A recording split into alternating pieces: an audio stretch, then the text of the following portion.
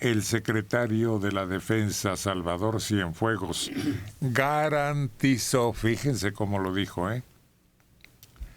que el ejército mexicano no dejará las calles de Coahuila y continuará con las tareas de seguridad pública porque así lo quiere la población.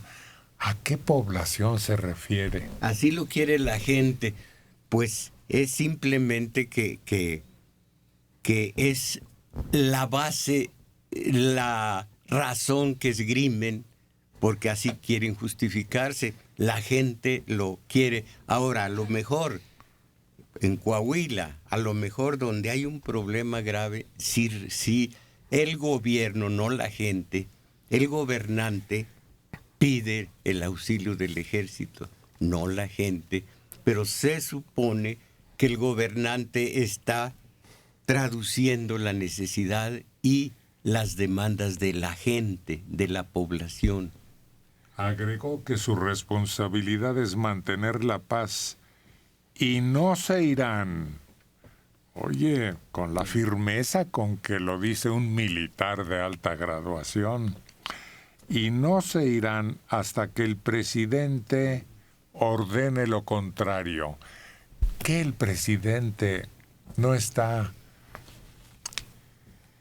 sujeto a las leyes? Claro que sí, claro, en lo absoluto. El presidente 5 estrellas y Cienfuegos 4, pero la ley en un Estado de Derecho, el presidente del país está bajo el imperio de la ley. Y la ley dice que podrá usar el ejército en lo que le da la gana. Uh-huh. ¿Sí? Sí. Así sea lavar su coche. Pues está una indefinición muy curiosa, histórica. Nunca se había visto una postura así sobre la ley que nos rige. Y no sería tan grave si no se desgastara tanto, porque la cuestión de los derechos humanos, tanto la Marina Armada como el propio Ejército, se supone que, según las noticias, violan estos derechos humanos, y entonces hay un desgaste en una institución que debe ser impoluta, debe ser limpia, debe estar por el honor de la patria. Es lo que opinan los expertos que han analizado esta situación. Si se les concede una autorización, los desmanes se acentuarán. Y todo esto los defensores de los derechos humanos lo proclaman porque parece que están en contra, quieren que regrese a los cuarteles y hasta magnifican. ¿Cuántos videos no han aparecido en donde se supone que hay estas prácticas totalmente aberrantes como la tortura? Acaban de determinar, por aquí está la información, ¿se acuerdan que se dio a conocer un video en que la Policía Federal y uniformes del ejército estaban torturando a una mujer? A una mujer, y lo más horrible, con capucha, ahogándola, asfixiándola, para que hablara.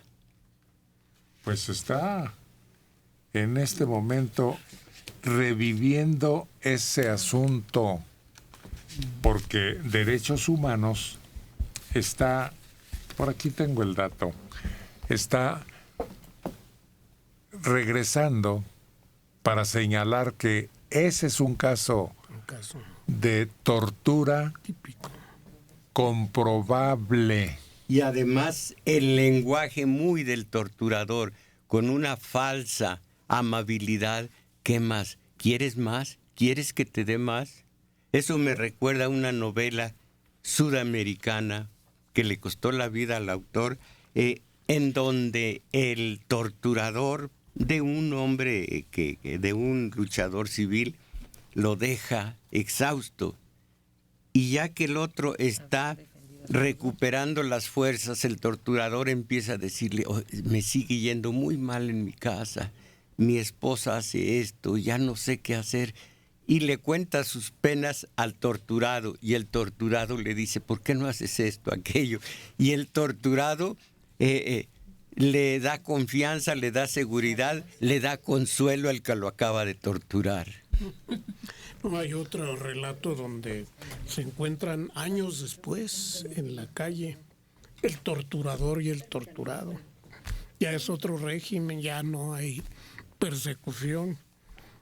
Y lo invita el torturador a un café al torturado. ¿Y cómo te ha ido? ¿Qué tal? ¿Cómo te va? No, hombre, qué días aquellos, dice, tan terribles. Qué añoranza tan Sí, grata. y el otro nomás viéndolo. A ver, aquí tenemos el dato. Al acreditar que hubo tortura contra esta mujer y violación a los derechos de otras 6 personas, entre ellos 2 menores de edad, la Comisión de Derechos Humanos emitió una recomendación al secretario Salvador Cienfuegos Cepeda y al Comisionado Nacional de Seguridad Renato Sales Heredia. Son los hechos ocurridos en Ajuchitlán del Progreso, Guerrero.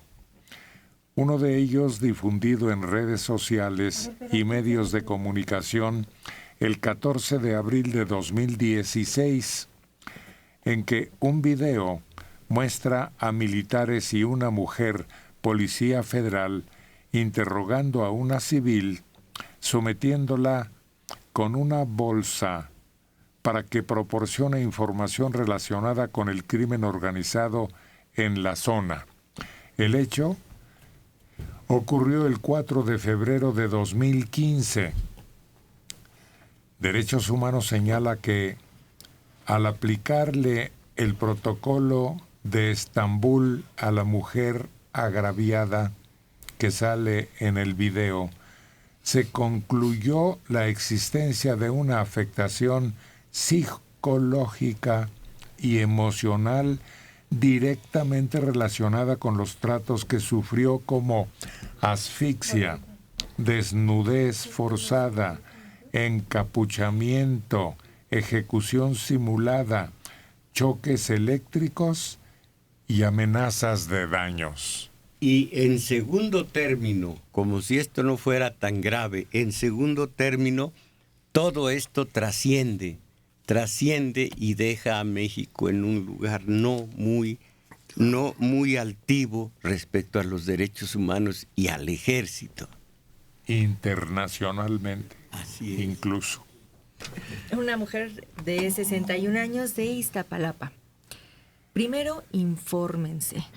Esa mujer que fue golpeada por los militares era la jefa de una banda de secuestradores. Había suficientes evidencias que la culpaban.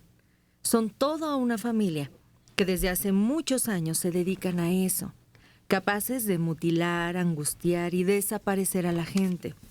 Tuvimos un caso cercano, víctima de esa mujer y su banda. Jamás merecería se le tenga misericordia.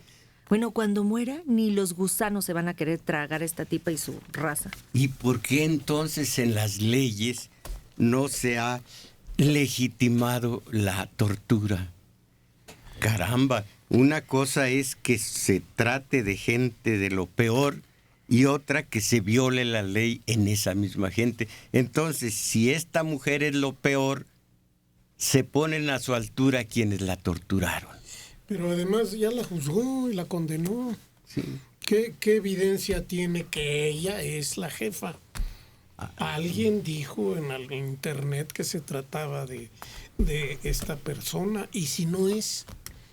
Y más allá de la vida, la muerte también se llama en otro sentido escatología. Aún entró a la escatología, dijo, se muere, la entierran y la conducta de los gusanos va a ser muy distinta con ella. Yo creo que al contrario, se van a cebar con ella porque es mala.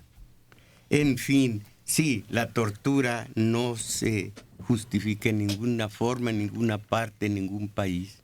porque al día siguiente se lo aplican a fulanito que iba pasando enfrente de un asalto y se lo llevan igual, le dan su baño y su...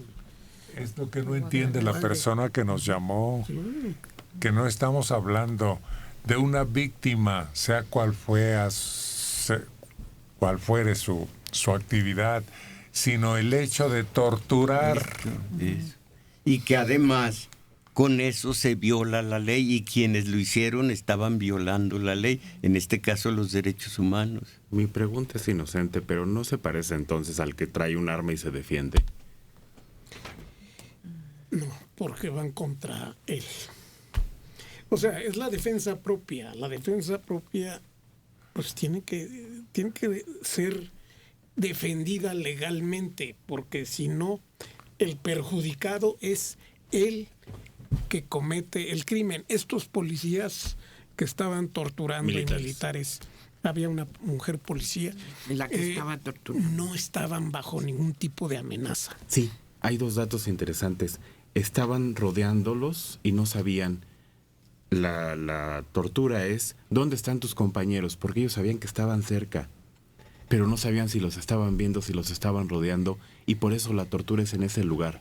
Esos datos importantes. Y el segundo dato es que el video se conoce mucho tiempo después por una fuente desconocida. ¿Quién tomó el video? ¿Para qué lo tomó? ¿Y por qué esperó un año para sacarlo en el momento oportuno? Eso tampoco lo sabemos, pero sí hay una aclaración de que estaban bajo peligro de que los atacaran. Pero lo aplastante es la tortura. La tortura, porque si esto fuera un hecho aislado, vamos a los asegúnes, cuándo fue, cómo fue, pero la tortura, caramba, la guerra sucia, ¿para qué hablar de tantos casos? La tortura no es un hecho aislado, la tortura es una forma de sacar datos a veces totalmente falsos a la fuerza, y eso existe en este país. Que ese haya sido un caso paradigmático, puede estar en entredicho, pero la tortura ahí está.